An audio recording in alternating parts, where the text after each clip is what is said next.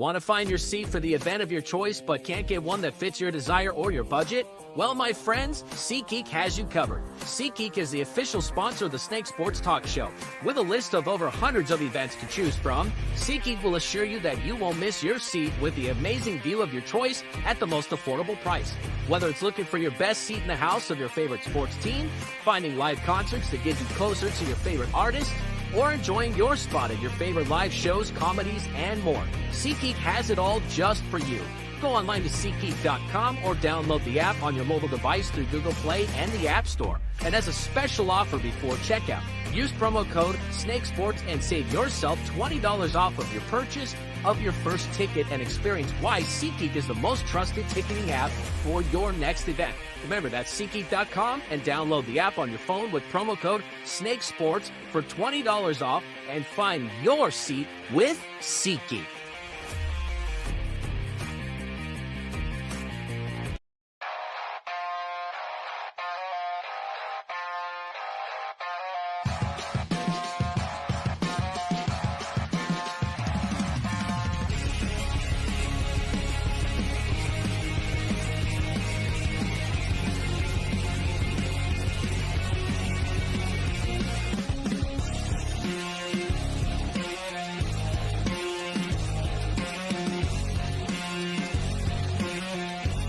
And now, broadcasting live from Las Vegas, the Snake Sports Talk Show with Jake Silva starts now.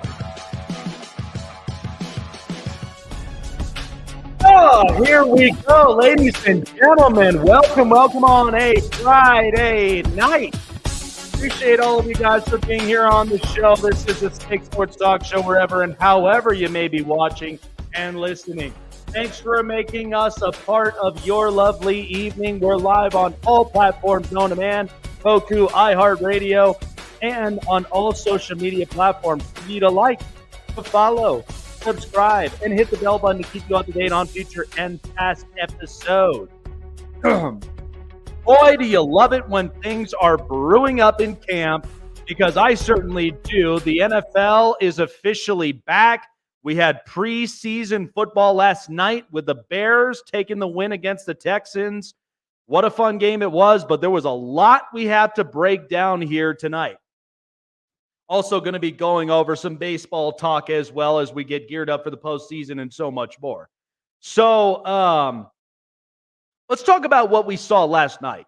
So the NFL is always trying to innovate, and they're always trying to find something new for, at the very least, for all of us as football fans to enjoy watching. And at the same time, also giving us something to look forward to in the future. So the kickoff, brand new thing. I personally like the rule. I know it's going to take a little bit to adjust to, but in my opinion, when I started watching it and I started seeing a lot of these returns, there's still returns that's happening in these kickoffs. It's just a little bit of a slight delay, but I think with how we're going to basically see this season is it's definitely going to change the way we see these kickoffs and the way that these work. Because in the end, what this was all about, the intention was they want less amount of concussion protocols, less amount of injuries happen because of kickoffs and such. That's the intention. So I like this new rule with this kickoff rule, because in the end, I think it's definitely going to work. It's going to really lower down a lot of these injuries, because if you think about it, the kickoffs, the way that they were before, everybody starts getting a head start, and then you start seeing players get lit up and all the rest of it. I don't have a problem and I don't mind it, but sometimes we want to keep these guys healthy. We want to keep them up and on the field. We want them to perform. So the kickoff rule, it'll take some time to adjust to. There's no doubt. But I think it's going to work. The only rule that I really don't see working very often is that hip drop rule, because here's the thing. We don't know what is the difference with a hip drop or any other tackle that's up out there, so it might be a little bit hard to tell. But you could see that if players really are throwing their entire body weight on a player, that's where I think that kind of comes up into play. I don't know how long that will last, because how will you know the difference between the two? I'm not sure. But in my opinion, I think this is not going to be a rule that many players really are going to enjoy. And at the same time, it's going to be hard for players to really kind of play more, especially on defense. Defensive players, I mean, we've had multiple times where there were back and forths. What is a sack? What is a pass interference? What is all this stuff? And so there's a lot of confusion. I get it. The NFL's not perfect. And so be patient, take a deep breath. The NFL is going to get some of this stuff right. And at the same time, if you're going to be chasing for perfection, it's not going to be there. Okay? Because no umpire, no referee is ever perfect in a lot of these games. So give it time, be patient. The rule will pan itself out. I promise you.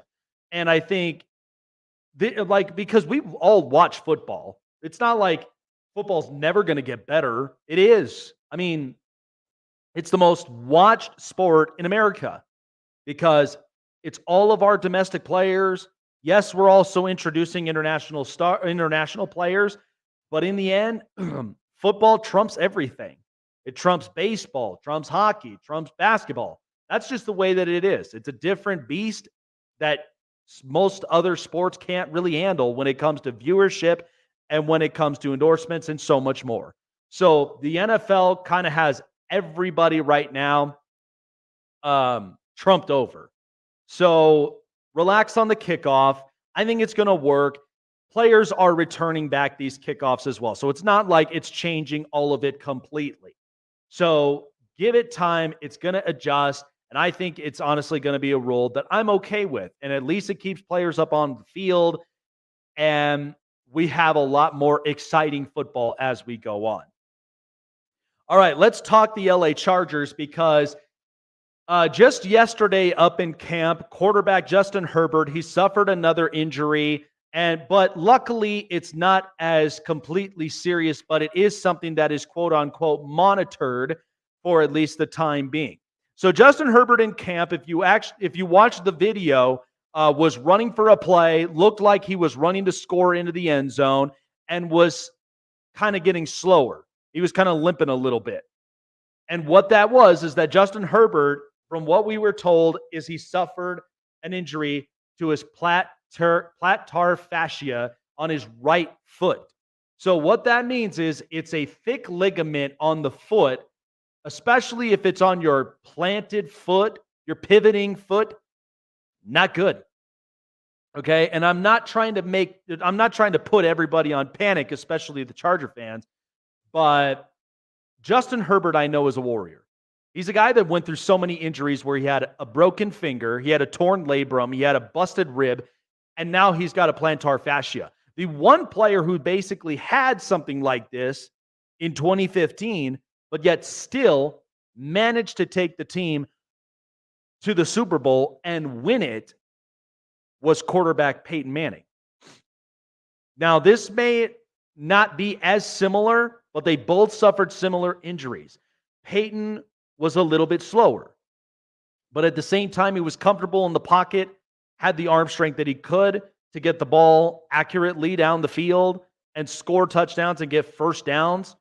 So Justin Herbert, we know, is very comfortable in the pocket, but we know some of that with especially with those deep ball throws that he throws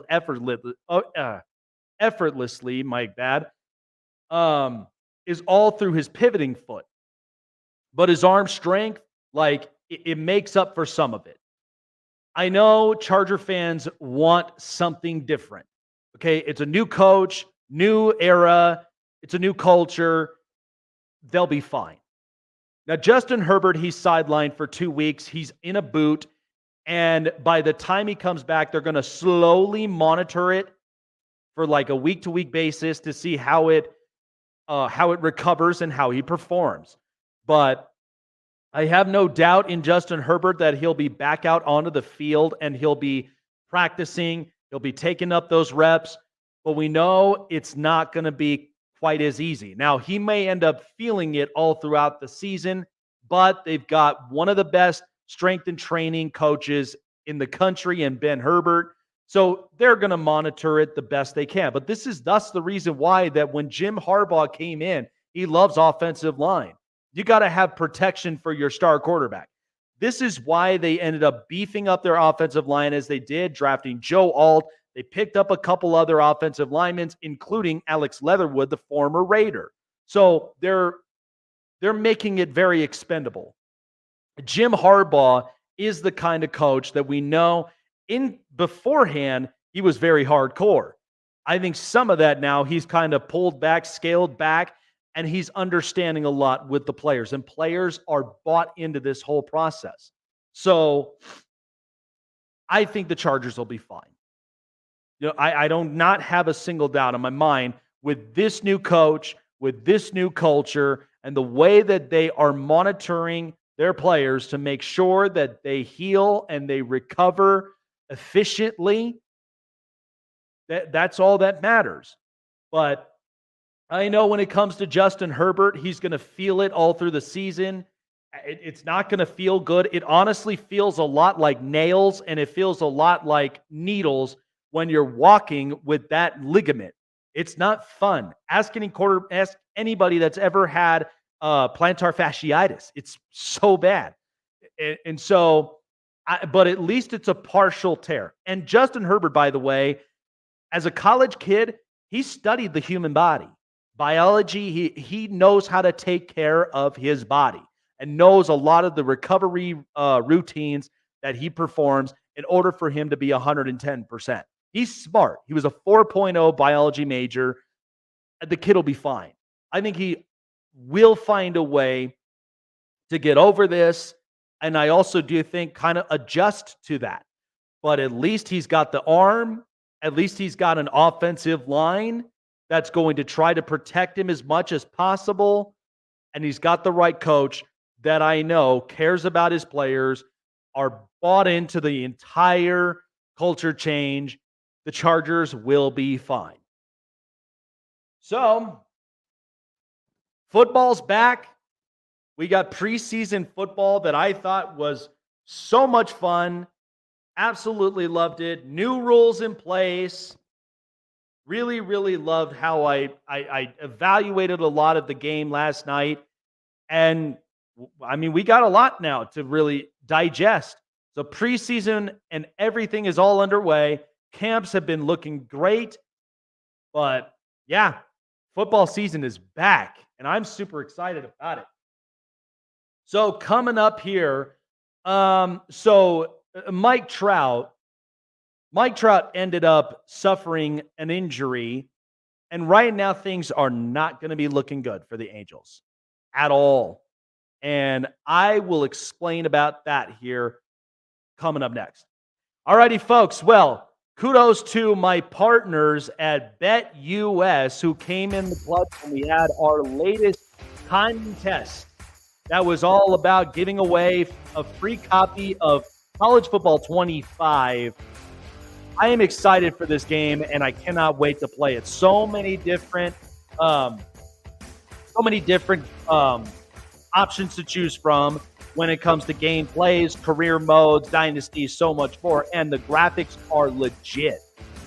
So, with that in mind, BetUS is your destination for football season because they've got great bet lines to choose from, all for you to get on the edge of your game here on BetUS. When you sign up, $50 or more into your deposit, BetUS will match it to 125% bonus, which is up to $1,200 for your start.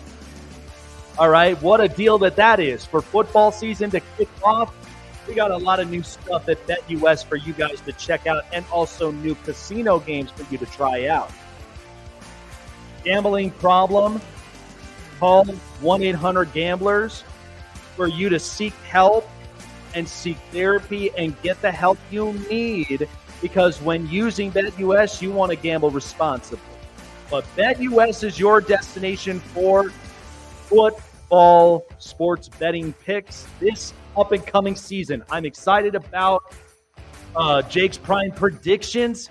That's a new season. Lots and lots of things I've got brewing up on my mind when it comes to sports betting picks. But check it out for yourself. BetUS, where the game begins.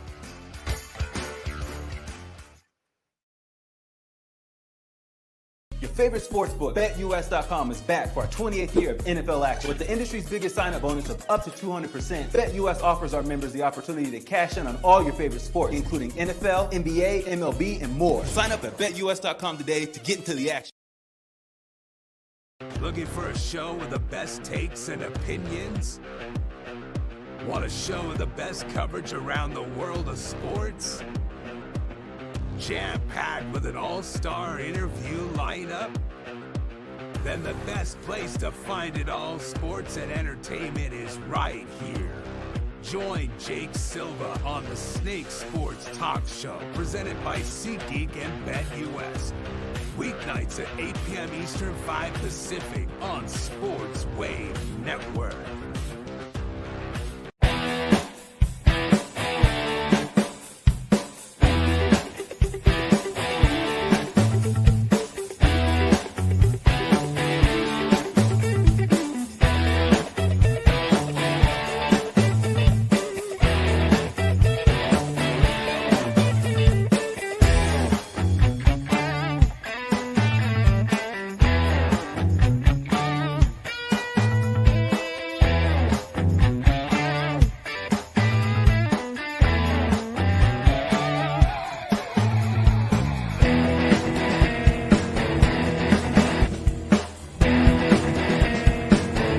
Check out the Con Man live on the Sports Corner, coming to a screen near you, giving you the greatest stories from basketball legends you've never seen before. Sharing their glory, building the toughness, and how they show off their swag. But only one man knows all that, and that's the Con Man. Join Michael Conceição, the Con Man, at the Sports Corner, Fridays at 5 p.m. Eastern, 2 Pacific on Sports Wave Network. Don't lose your sleep today when you choose SeatGeek for your next destination of your next event. Most trusted ticketing app. $20 off of your first purchase of your first ticket when you use promo code Snake Sports. Welcome back on in here on a Friday night. So the LA Angels of Anaheim and Mike Trout, boy, is this just a relationship that I am just waiting to see when exactly is the divorce finally going to start to happen here. Because right now, it's not looking good. So news on Mike Trout, he had suffered a torn meniscus, and he will be sidelined for the remainder of the season. So this is sad. It really, really is. Because Mike Trout, I love him as a player. Absolutely just, he's unbelievable. He is what baseball longed for before Shohei Ohtani came into the scene. And so now Mike Trout has to deal with yet again another injury. How many more times do we have to see this? That the Angels and Mike Trout, this ain't working. So to show just, I think this organization is just absolutely delusional if you really, really look at it.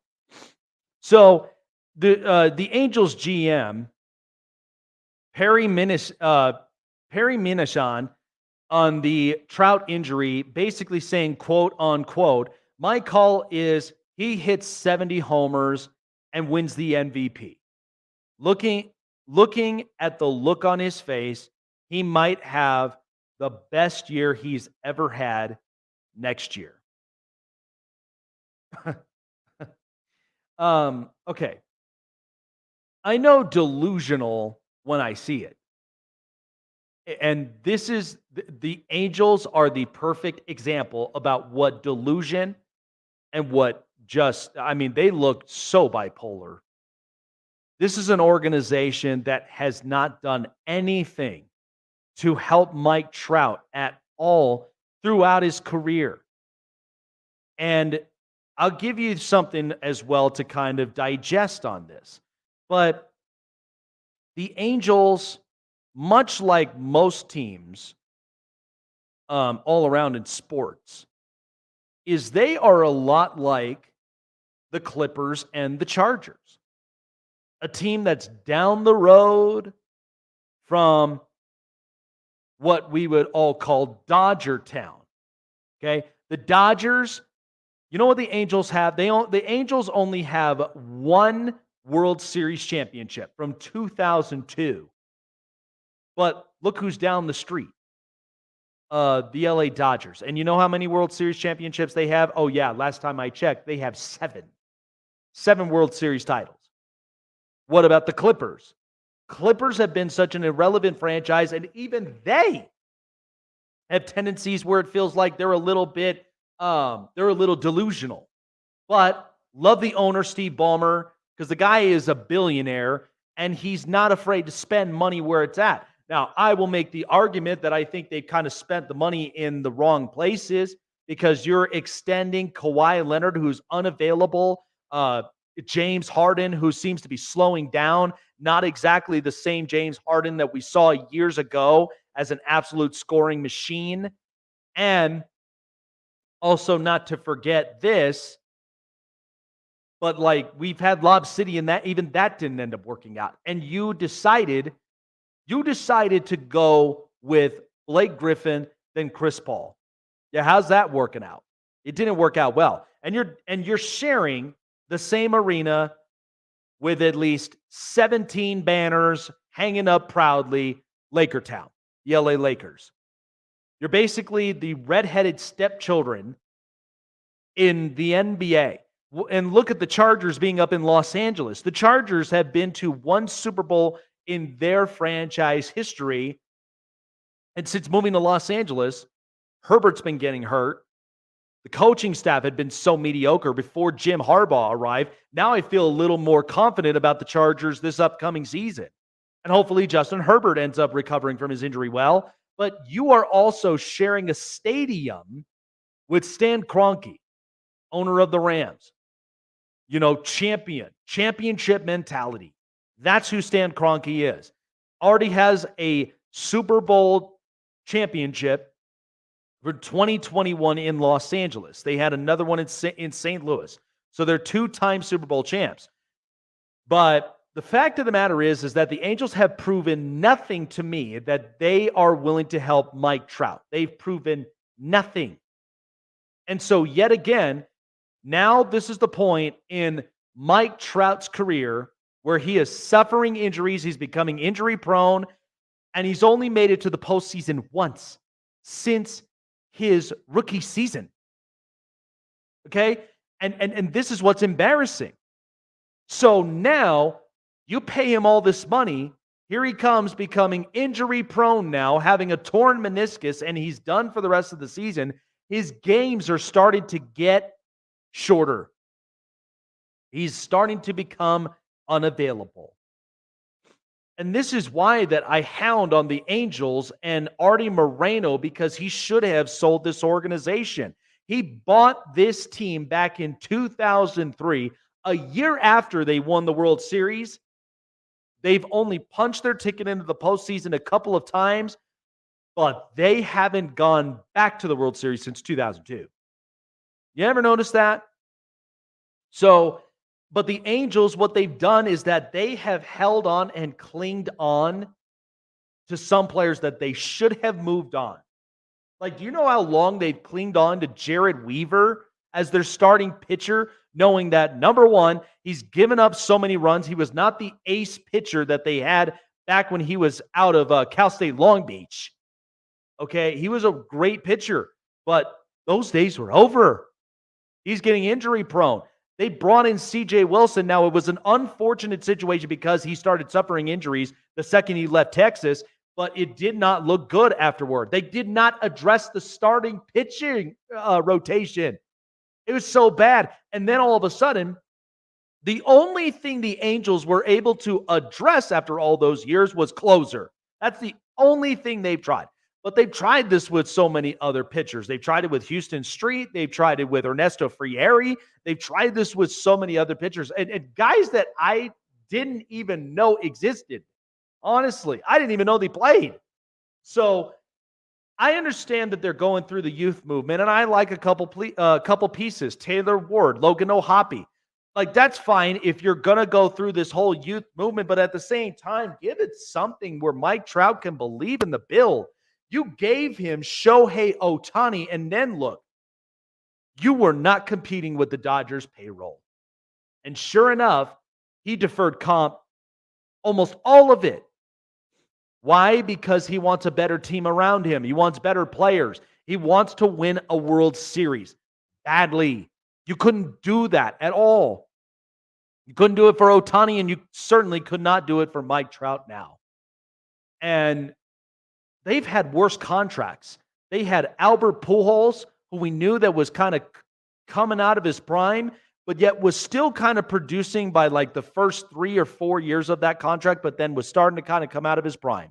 Not the same player, even though I loved Albert Pujols, future Hall of Famer. You have Anthony Rendon, who after winning a World Series in 2019 with the Washington Nationals, his stock started to climb down. Doesn't seem like he cares all that much about baseball and what he's doing right now. He's just kind of living through the paycheck. So I don't know what to make of this. The Angels, to me, do not look like an intimidating organization. They don't. And now Mike Trout being injury prone, and how long are we going to deal with this? But the other thing is too, is that Mike Trout, I know, is a grown man who makes the decision. And honestly, I think of it this way. If you are basically in a marriage, okay, and one or the other is unhappy, but you've tried so many things to really find a connection, to really kind of get back to why you both fell in love. So the Angels drafted Mike Trout because they felt like he's arguably the best player in that draft. And this was the same draft that Bryce Harper was in. So they felt like he was their best draft pick. Comes in, slowly starts to build up. And then 2012, he was explosive. Guy was making premier catches. I'd see him on SC Top 10 almost every year, every day. And he was also a guy that showed that he could hit 30-plus bombs a year. And so at this point, it's not getting better. Not getting better. I'm waiting for this divorce because it's better for both parties. Artie Moreno needs to sell this team, and Mike Trout needs to go to a team that is a winning culture. I mean, I know they played bad earlier with the Phillies, but that's a winning culture. The Dodgers, winning culture. The Braves, winning culture. Angels, not so much a winning culture. Like they're a company that wants to win, but they ain't got no plan. They ain't got no plan for innovation. They got no plan when it comes to, equipments, inventories, and investments, and all the rest of this other stuff. They have no plan. Artie Moreno has no plan. And from what it seems like from this GM saying he's going to hit 70 bombs next year, stop smoking the weed, bro. It's not happening. Like, do you have any idea what a torn meniscus feels like? It sucks, okay? Once you start tearing those ligaments, they're not the same. And your recovery time doesn't feel the same. I feel bad for Mike Trout. This is why this is arguably one of baseball's biggest divorces that needs to happen. It does. And so here we go again with the Angels letting down Mike Trout in his career. But Mike Trout needs to file a divorce for this. It's not working. It's only going to tear his body even further to the point where he may not play baseball for very long. You saw the amount of games he's playing, and it's starting to shrink ever so slowly. And I know Angel fans hate hearing this. And by the way, I had an Angels insider that was on this show, and we were very, very honest about it. He was very honest about it. So, Angel fans, I know you hate hearing it, but this is the honest truth. I'm waiting for this divorce because it's just not working. You haven't promised Mike Trout anything. Haven't even gotten back to the postseason since 2014. And in that, and even when you did, you got swept by the Royals. So this is a divorce that needs to happen. And hopefully we can all be happy for Mike Trout to finally get himself out of a losing culture and really start thinking about his future. Let's get on to the news. This is the Hot Press. All right, so on our news stories here today, Dak Prescott and the Cowboys. So Dak, we know, is due up for a contract extension. So a comment was basically made, and Todd Archer, one of the staff writers at ESPN, basically mentioned about this here in Oxnard, that discussions continue regarding a contract extension. So Dak Prescott explained why he believes he has an obligation to other quarterbacks and his teammates as to what kind of deal he does or does not accept. He goes on to say, quote unquote, "I'm a guy that grew up with two older brothers. You understand what a brotherhood means, not only for just this team, but the fraternity of the NFL and the players. The money is out there and the money can happen. It can be done. There's ways to make everything work for both ways. That's in the sense it's always about pushing the envelope for the next man." So Jerry Jones ended up also replying up onto this. And there were talks that were continuing with Dak Prescott and with CeeDee Lamb as well, who has missed his 10th day of training camp. So this is what Jones had to say. "I would not have a legitimate progress point there at all with Prescott, and I really don't have one for Lamb either. And it's not negative. I'm just not thinking that it will do any good to talk about progress." So Dak Prescott is entering into his final year of his 4-year, $140 million contract and is set to count for the $55 million against the salary cap. So, yeah, the Cowboys have a lot to think about from here. And, again, Dak Prescott, whether he does get a contract or not, I think he does get a contract, but I'm not entirely sure if it's with Dallas. That's the thing I have reservations for. So, because again, the Cowboys in the last couple seasons have been 12-5, and he's been very efficient. He's been putting up MVP caliber numbers, and so I do feel like there will be a deal in place at some point. But will it be with Dallas? I don't know. This just tells you there's a lot to think about with Dallas when it comes to their contract negotiations, how they're really trying to engage this thing. Because do you or do you not pay Dak $60 million a year as your franchise quarterback? But the other thing is that this also clashes with CeeDee Lamb, because CeeDee Lamb now has already missed camp for the 10th day, and you're still waiting for a contract extension there. And I've been saying it. It's almost like this grasp that's kind of twisting right now, because you got to pick one or the other, the quarterback or the receiver. In my opinion, right now with what I'm being told, Trey Lance is struggling in camp right now. So he's not the future. But what does that mean now for their quarterbacks? I don't know. It's going to be interesting to see how this looks. But, do I feel like there will be a deal in place? There will be, whether it be with CeeDee Lamb or will it be with Dak Prescott? That will be the question that is yet to be answered by the Dallas Cowboys. All right, so the Denver Broncos, I live up here in Denver, and I'm hearing all the buzzes. I'm actually, right close by, about 15 minutes away from training camp. In Inglewood, Colorado.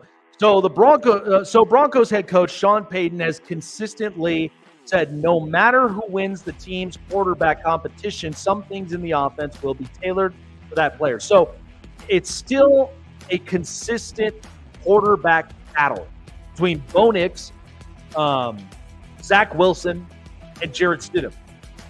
What Payton went on to say is we're trying to create that same beat with 3 different players. We're making a big point of it.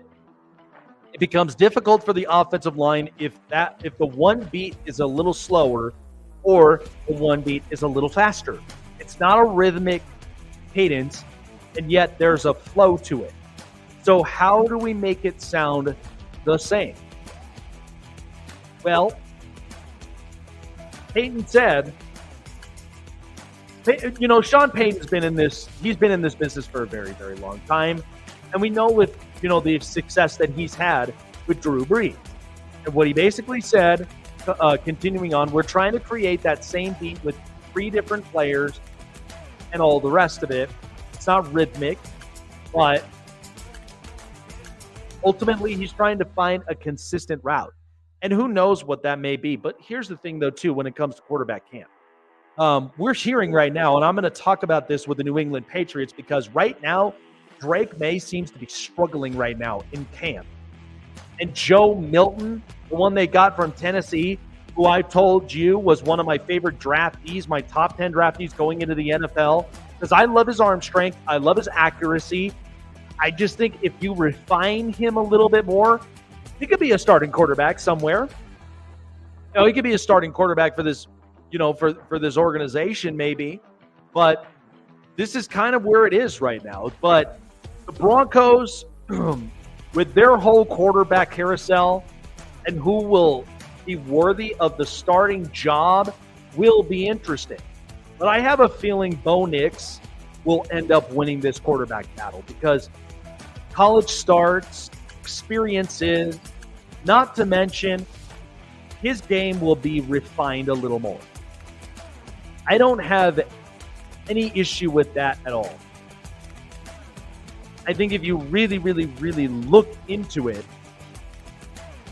the Broncos, the offense was not the problem. It was more of defenses was just not clicking.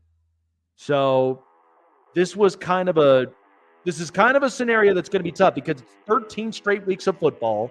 So who knows? I mean, the quarterback, depending on it, it'll be interesting to see where we really land up on it. But I have a feeling Bo Nix, he may end up winning this job. So I don't have a single doubt in my mind about that. I think he'll be fine. But Sean Payton's really trying this, where he's trying to really mix things up with the quarterback room. Sometimes you've got to have consistency and familiarity, and either one of those quarterbacks could do that.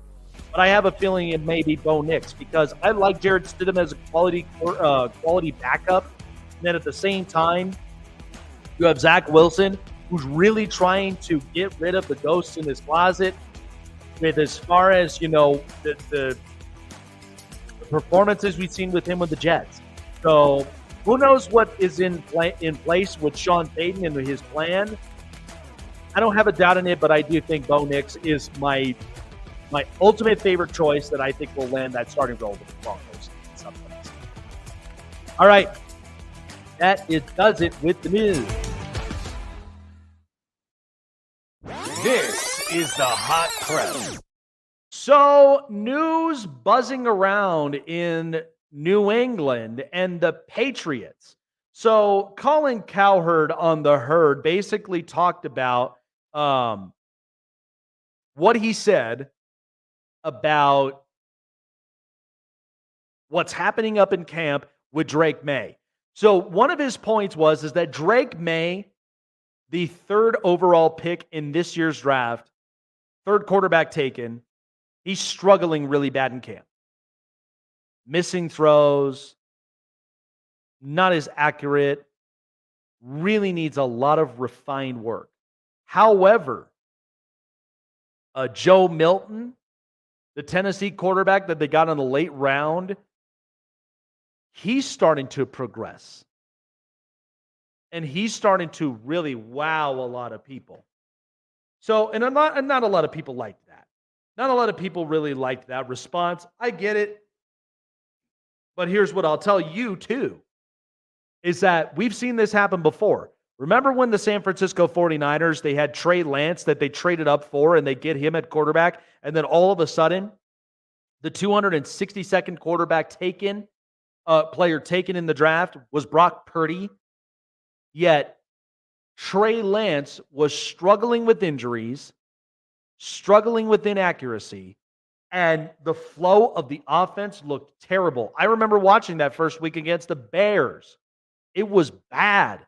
It made Justin Fields look so good. So Brock Purdy comes in, and what do you know? Brock Purdy's already made it to 2 NFC championship games. Compliments of Kyle Shanahan and his offensive mindset. Not to mention the players he's got around him. That's the difference. So you could tell that there's a different flow. And the 49ers figured out very, very quickly Trey Lance was a bust. So didn't hurt the 49ers like any different. They still have a very good stacked roster. Now, I will admit there's going to be a lot of mouths to feed by the offseason because they are going all in, potentially trying to get back to the Super Bowl and win it. It's not as easy of this kind of journey road because the schedule is a lot tougher. It's a lot harder. So I'm not sure exactly how this will really pan out. But I have a feeling the 49ers will be fine. We know with the whole, Trent Williams holding out in camp, Brandon Ayuk showed up into camp. There may be potentially a new deal that is in place. We're not sure what it may be yet. But I have a very good feeling they will be in good hands. I do not have a problem with the 49ers. Only thing that I do question and I am a bit concerned about is kind of how the offensive line is going to end up performing, because we know there's a lot in place. There's a ton in place. So the 49ers will be fine. I do not have a problem with it. I think they're going to figure it out. But I just think, with the way that we're seeing this right now with New England, do I feel like New England is regretting drafting Drake May? I don't think so. I don't think they regret drafting him, to be honest. I think what's hard about this with the Drake May situation is because, again, how many successful quarterbacks have come out of North Carolina? Remember how that worked out for Mitch Trubisky? Yeah, it didn't really work so good. No matter him being with Chicago and they've only made it into the playoffs and then all of a sudden it was all downhill from there, it did not work out great. What about Sam Howell? I'll make the argument on Sam Howell. I don't think he really has gotten a fair shot or a fair chance. I think Washington kind of gave up on him pretty early. That's why I like him as a potential. If things go different with Geno Smith, you are gonna see Sam Howell play. I guarantee it. And Sam Howell, by the way, he was dealing with a horrid offensive line. What do you expect him to do? He's out there running for his life, trying to basically make plays. And he was the most sacked quarterback last season with Washington. I felt bad. And people are like, oh, he sucks, he's not good. I would make the argument, I think he will turn a lot of heads. Could you imagine Sam Howell with this offensive line in Seattle, I think he'd be fine. I don't have a problem with it at all. I think he would definitely show up a lot of these guys. But he has had spurts where he's played well. So it's just very, very interesting to me. But I think Drake May, I love his stature as a quarterback. It felt like he had a little bit of comps of Justin Herbert. But the only difference of it is that if you did not have a left tackle, at least a capable one, Drake May is as stiff as a stone. Holds on to the ball too long. We know he can be accurate, but that was one of my fears walking into the draft this year with that, and compliments to my good friends at East Coast Gridiron for providing the film, because that was something that not a lot of people wanted to see, but it's there. Yeah. I just think right now, like, again, Joe Milton, a lot of people don't realize how much potential Joe Milton really has. And they're all like, "Wow, this is clickbait. There's no way. Drake May, he ain't playing. This is clickbait." Is it? Was it clickbait when Trey Lance, when the 49ers ended up trading all those picks to go get him, turned out to be a bust? But yet Brock Purdy, last pick in the draft, he turned out well. Sometimes you just have to flow with the systems and with the offense. And unfortunately, Trey Lance, because of the injuries and the inconsistencies, not to mention the lack of accuracies, it has not looked good for him. And it sucks.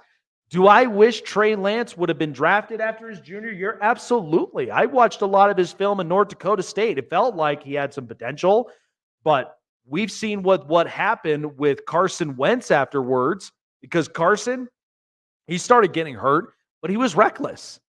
I like him as a quarterback. I really, really do, but I'm not going to build my franchise around Carson Wentz at this point.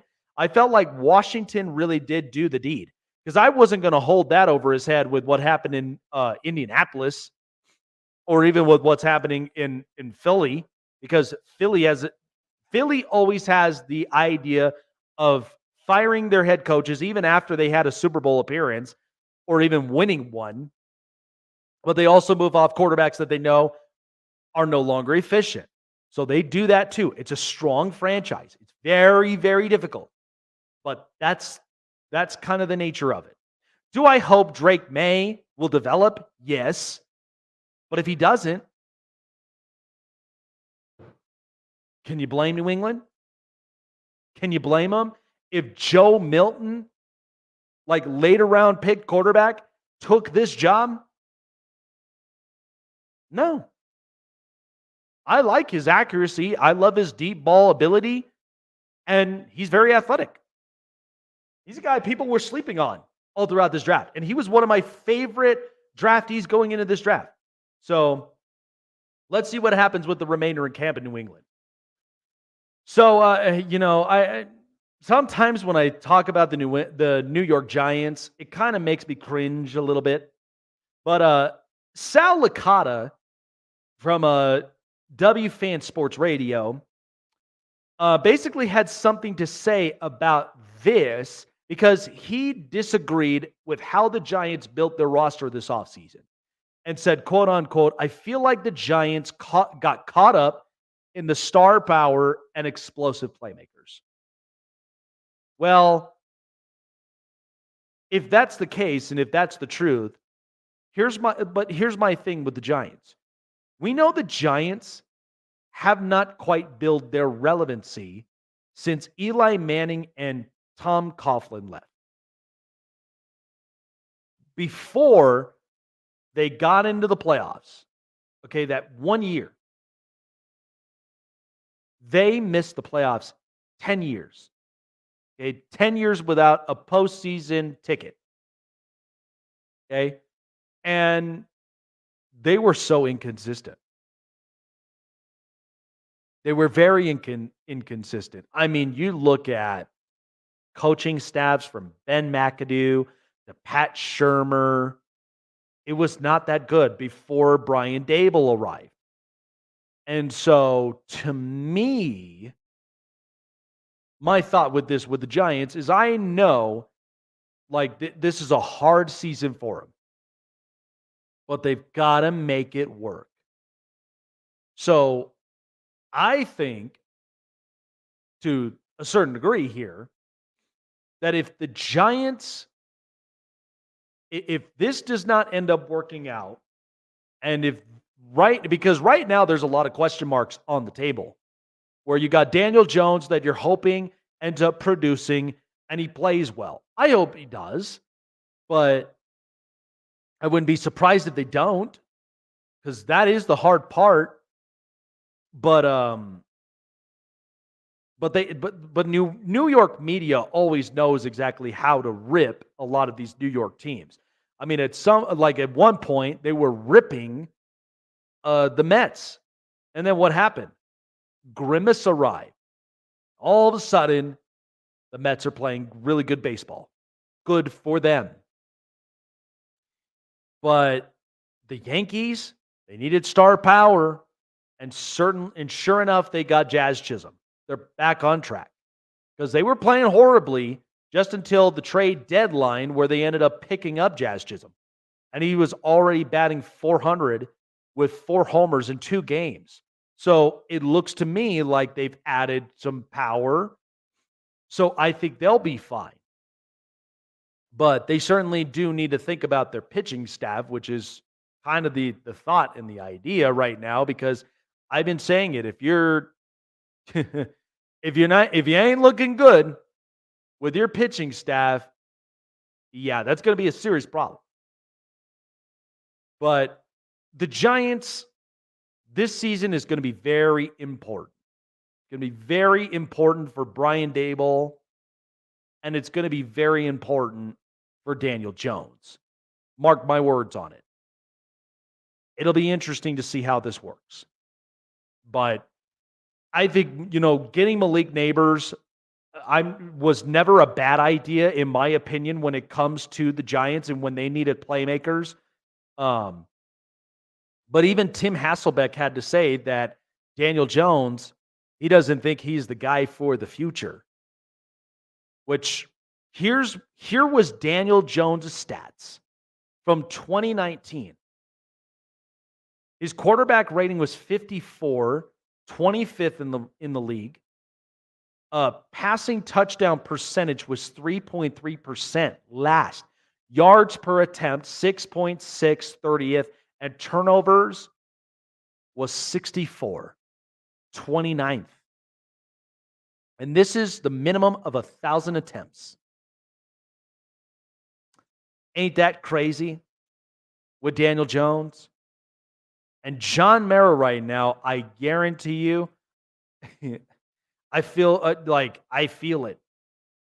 He is not going to sleep well. And this is also a team that gave up Saquon Barkley. But yet there's the numbers right there. Since 2019, when Brian Dable came in, he changed everything. He changed the efficient run game.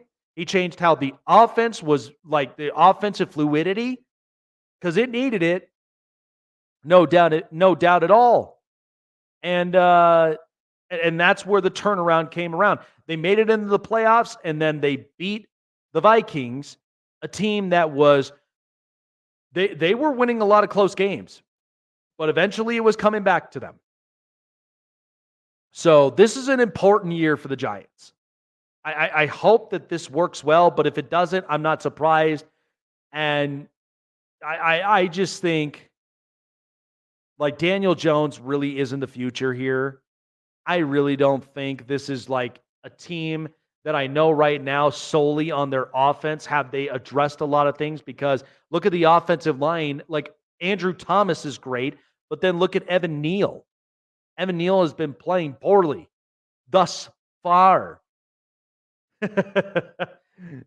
So I'm just saying, like, I do not have this much faith with the Giants. Look, you can have the pass rush all you want. I get it.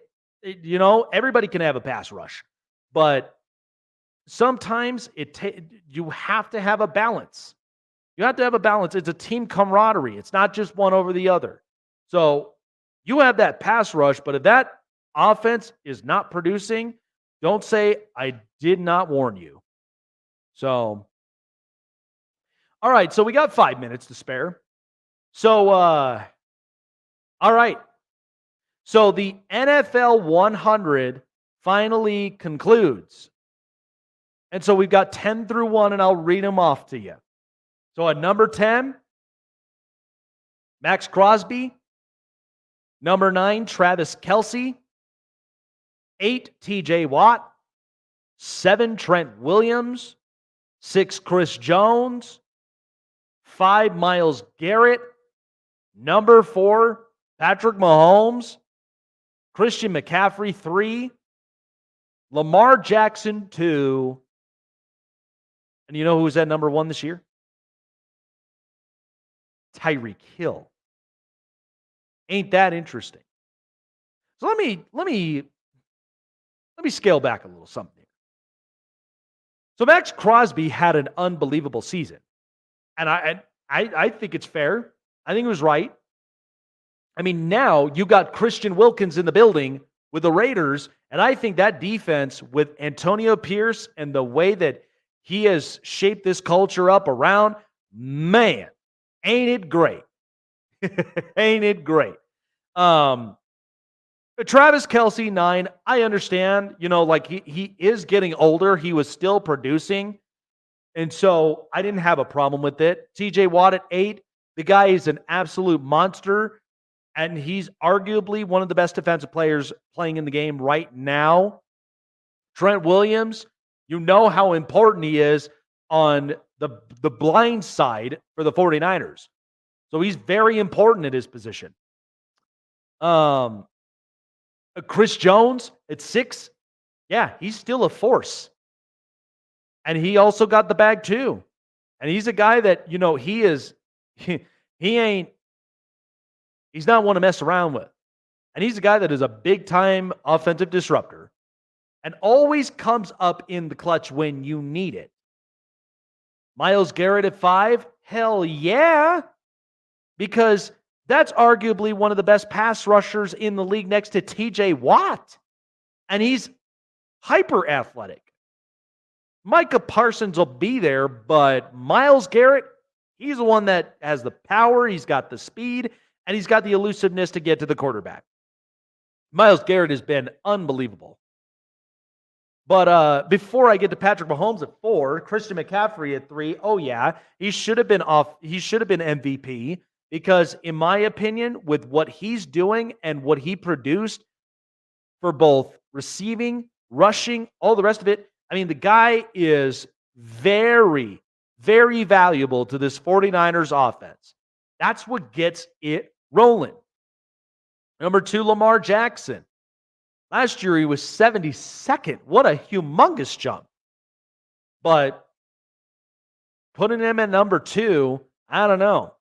And then finally, Tyreek Hill at 1. So there's 3 players here. Tyreek Hill, Lamar Jackson, and Patrick Mahomes at 4.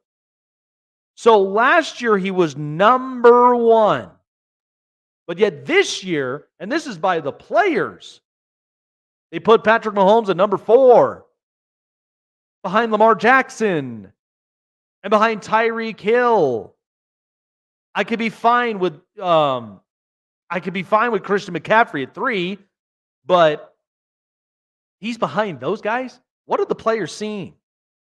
Like, did you not see with how Patrick Mahomes, how he basically had to overcome a lot of the deficiencies that they had at wide receiver and the inconsistency on that offense to then turn things around, click, and then you go get to the Super Bowl and then you win back-to-back Super Bowls? Are these players not paying attention? You put Mahomes at 4 behind Lamar Jackson? I get it. Lamar Jackson won an MVP and like all the rest of it. But if you want my honest opinion, Lamar Jackson has yet to throw for over 4,000 yards once in his career. One time. He was short. He never threw for over 4,000 yards. And then there's Tyreek Hill. We know Tyreek is so fast and he's so speedy and he is so valuable to that Dolphins offense and for Tua. But I'm just saying, I just think Patrick Mahomes not there at number one is incredible because Patrick Mahomes, I know during the regular season was going through a lot of those hiccups. Okay. But once after that, he figured it out. Everybody on the team was producing with him. So I don't mean any kind, like I'm not bashing both Lamar and Tyreek Hill. I'm just saying you never want to underestimate a player who, even when he had to go through all those hurdles and all of those adversities, for him to just sit there at 4 instead of 1 or even 2 at that matter. I don't get it. That's interesting to me. So, but I have to be honest, and I know Raven fans are probably going to be coming at me with this, but Lamar Jackson has yet to throw over 4,000 yards once in his career. And to be honest, Josh Allen, I know had a rocky start to it, but that's because he had a change in coordinators. Like Ken Dorsey was not helping him at all. So they changed coordinators, and then all of a sudden, he's back to being Josh Allen again. Super reliant and also very efficient. So this is interesting. And Lamar, I can make a point here that I think is all collectively a part of just the flow of this offense. The way that John Harbaugh and the way that Todd Monken has put together this team, yeah. I'm just saying, I have no disrespect for either of those two because they're both great. Lamar's winning 75% of his games. Tyreek Hill is almost putting up like 2,000 receiving yards. He's getting to that point. It's a new thing now with receivers. And then you have Patrick Mahomes, who has now won 3 Super Bowls in his career, has already been to multiples. And yet we disrespect him and we put him there at 4. Interesting. I don't know what the players were thinking about from there, but I just say don't shy away your eyes from what the adversities that Patrick Mahomes had to overcome. Because in the end, they won a Super Bowl.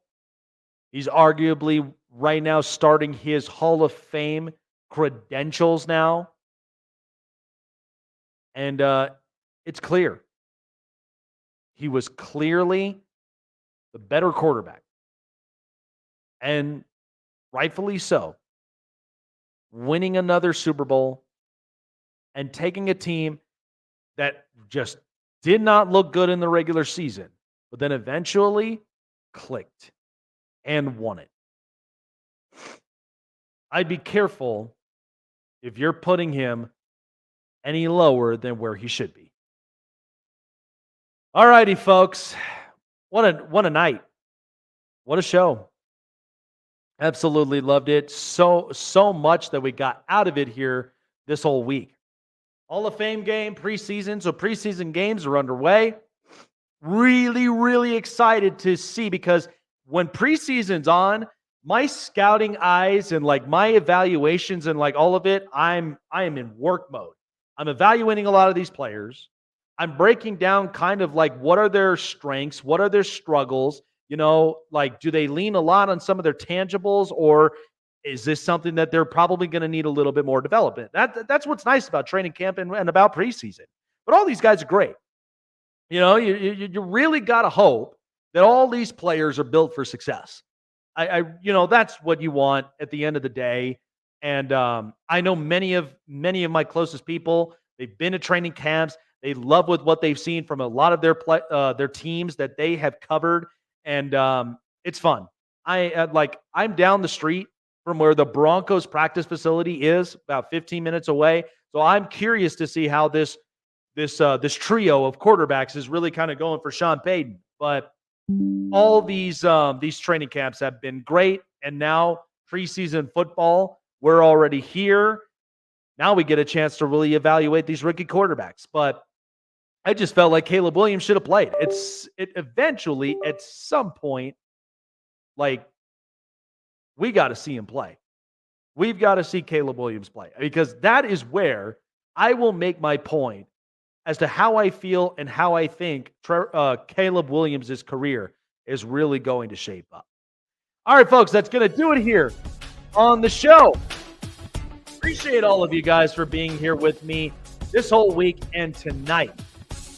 Show is sponsored by BetUS.